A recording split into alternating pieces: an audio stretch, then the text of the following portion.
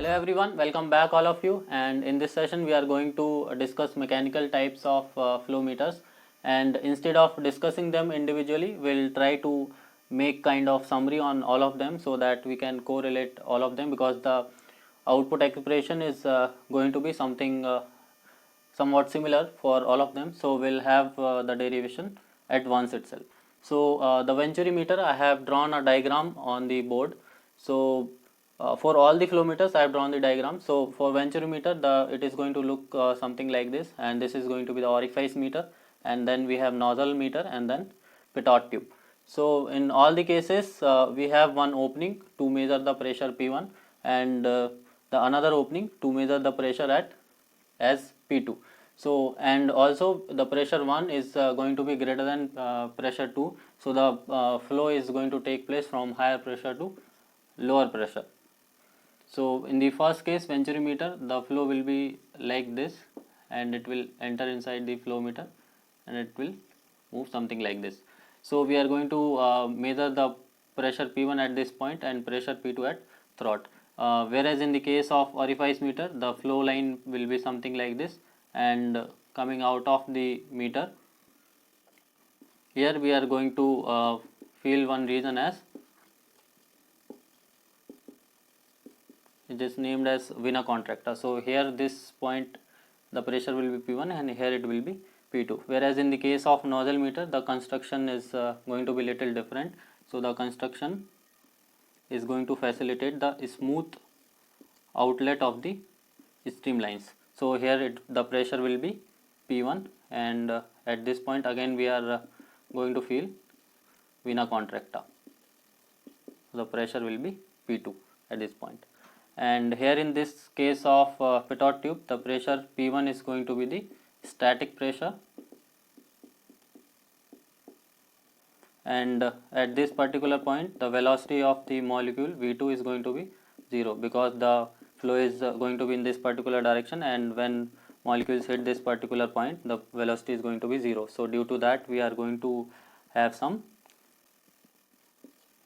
losses in the velocity of the particles. So due to that the additional pressure is going to get generated, and that additional pressure is going to be known as dynamic pressure.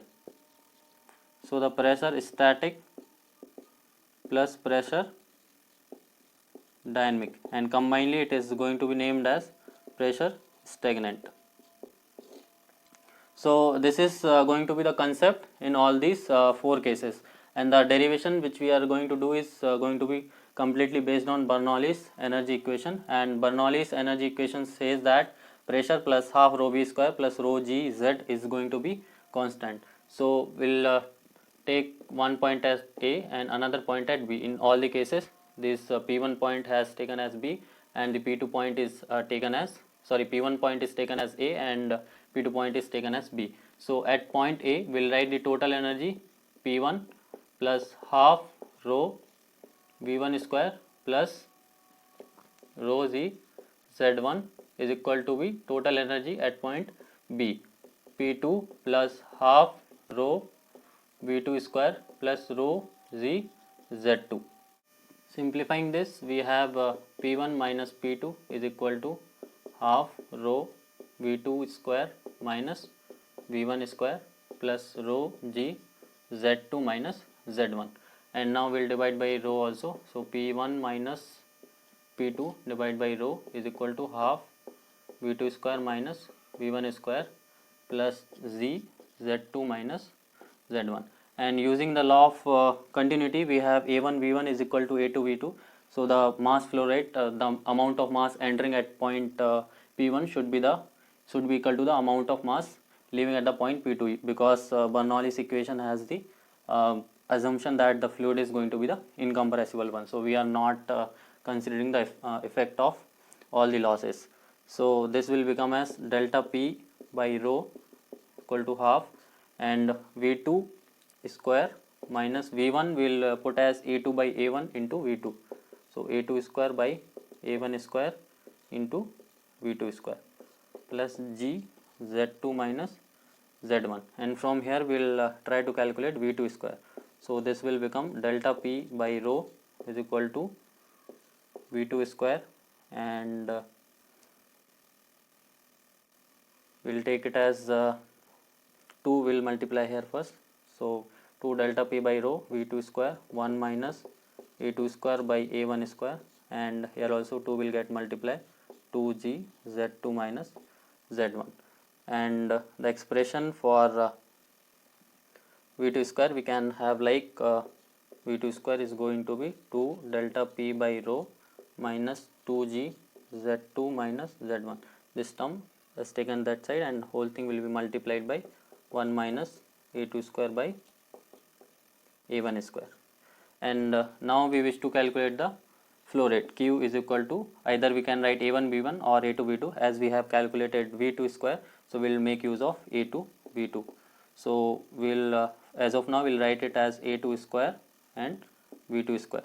So Q square will be A2 square into this whole thing, 2 delta P by rho minus 2G Z2 minus Z1, and if we write Z1 minus Z2, this will come plus. So we'll write it as Z1 minus Z2, because for pressure also we are taking the notation as P1 minus P2, so for height also we'll take as Z1 minus Z2. So this thing divided by 1 minus A2 by A1, A2 square by A1 square. So we have the expression for Q square, and now we can write the expression for Q also. So just taking square root both the sides, Q will become as root over 2 delta P by rho plus 2G Z1 minus Z2, and whole thing is getting multiplied by A2 divided by under root 1 minus A2 by A1 whole square. So this is going to be the expression for flow rate in all the 4 cases, or as of now just consider all these 3 cases. For this we'll write again, because we are not going to get directly the flow rate over there, because in these 3 cases, based on the differential pressure delta P term, it is going to come here. Based on differential pressure we are going to calculate the flow, whereas in the case of Pitot tube, first we'll calculate the velocity, and using again the formula Q is equal to A2 V2 or A1 V1, we are going to calculate the flow. So as of now the flow rate formula for 1, 2 and 3 cases, venturi, orifice and nozzle, is going to come out as root over 2 delta P by rho plus 2G Z1 minus Z2 into one constant multiplication factor will come. So in these cases I have not considered the flow meters as horizontal one. So if we are considering the flow meters as horizontal one, so Z1 minus Z2 term will vanish, and Q will become proportional to root over delta P. So that's the idea, and now we'll modify the expression for Pitot tube also. So whatever we have done till now is correct, and the modification we'll have to do is that the velocity at point 2 V2 is going to be 0, because we have the restriction over there. In these cases the delta P was P1 minus P2, because in these 3 cases P1 is going to be greater than P2, whereas in this case the pressure at point 2 is going to be greater than that of P1. So this particular delta P will have to take as minus of P1 minus P2 or P2 minus P1. So this will have to take it as minus of delta P, because delta P here is P2 minus P1. So if the minus is here, so now in the case of this one, if this delta P by rho come this side, this will become plus.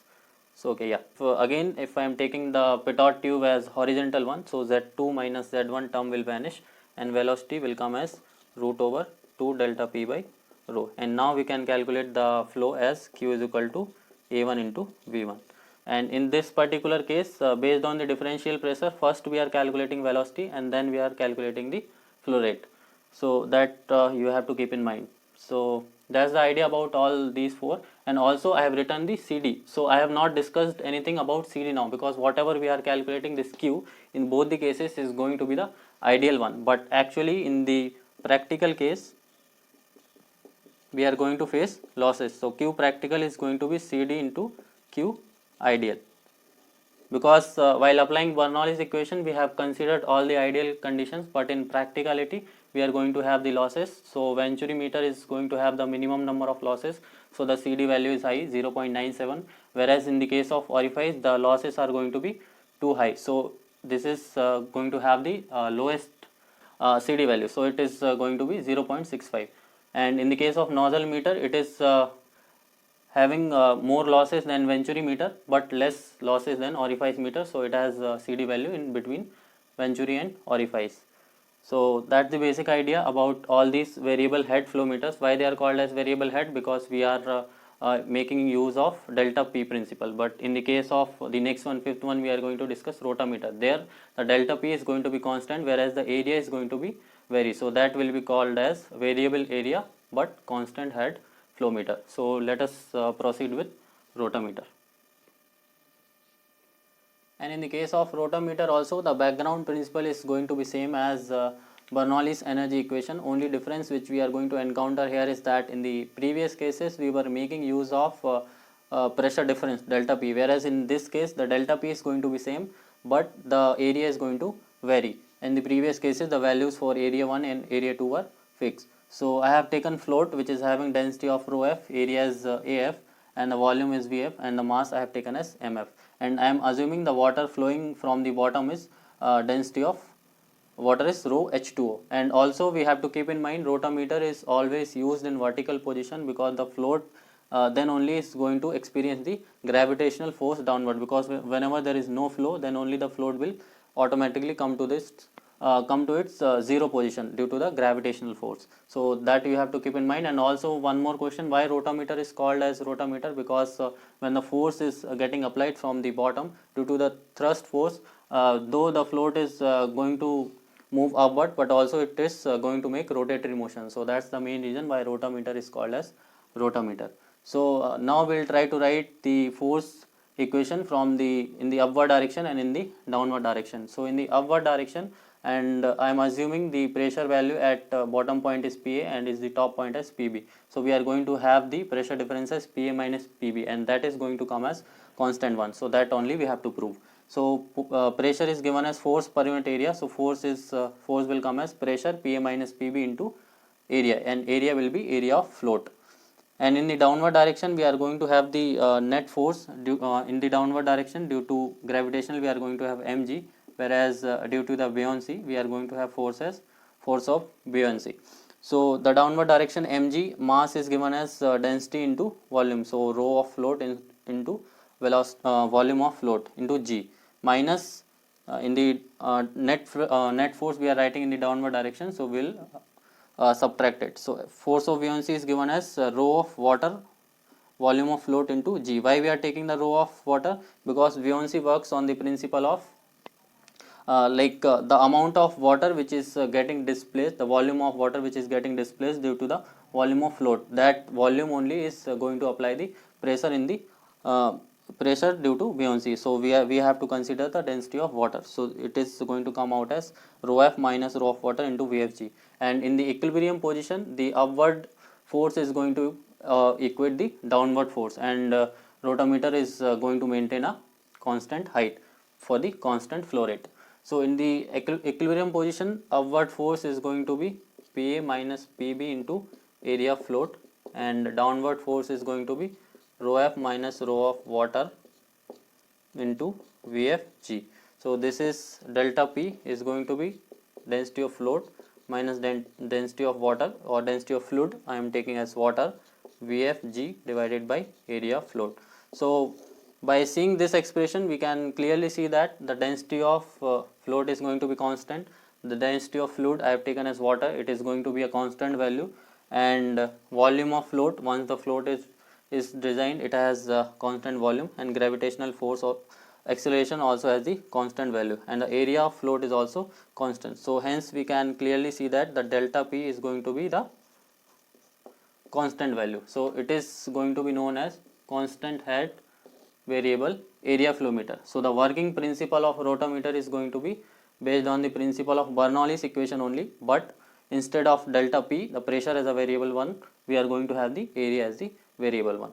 So that is all for today. If you have any doubt, you can ask in the comment section. Thank you.